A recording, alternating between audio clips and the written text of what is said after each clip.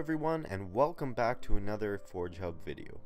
This is Paints, and today I have a very cool tutorial for creating different terrain effects and appearances in Halo 2 Anniversary.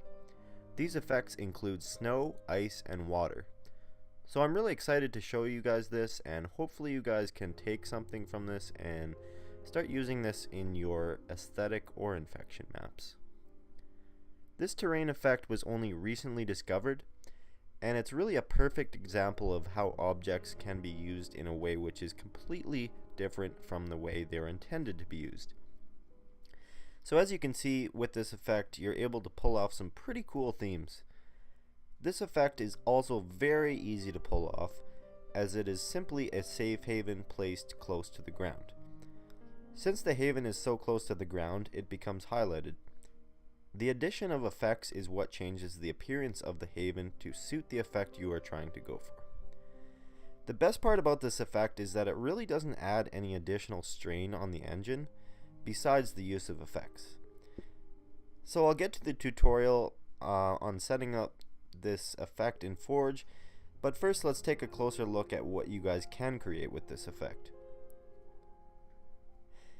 So first we have a secluded lumberjack's cabin in a snowy forest. The haven appears very bright white because of the effects. So because of this, I've surrounded the map with some shallow cliffs to kind of define the horizon a little bit more. The effects combination on this map is Nova, Next Gen, and Colorblind. Next we have a tropical fishing lodge that sits in front of a pond fed by a river. The nice thing about this effect is that you're able to slope the elevation. So if you are wondering what the advantage of using fake water is over using a wash's water, well, here it is. Not only can you slope the water, but you can stack the havens and adjust the elevation to make waist deep water. The effect on this map is juicy. Another setting you can pull off is an icy effect. As you can see here, we have a frozen river surrounded by glaciers, which are created by using ice stalactites. The ice texture seems to look best with no effects. And the last setting I have to show to you guys is another snow setting. This one though, you can see the addition of gravity zones and a light to emulate a starry night. The effect on this map is Colorblind. So, to set this up in Forge, simply spawn any flat piece.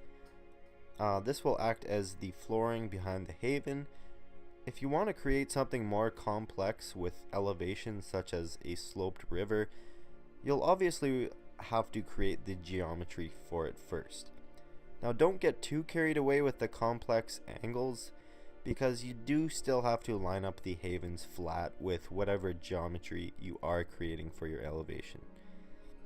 After you have created your geometry setup, go to the Objectives category and spawn a generic hill. Change the hill to spawn sequence 1 so that the engine recognizes this to be the first hill. Then change the label to Infection Haven. After changing the properties, the hill is now functional in Safe Havens mode.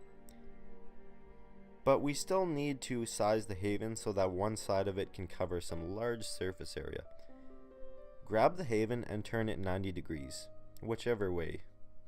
Change the size of the bottom, top, and either the length or width sliders to be 100 units. Leave the remaining slider at 0.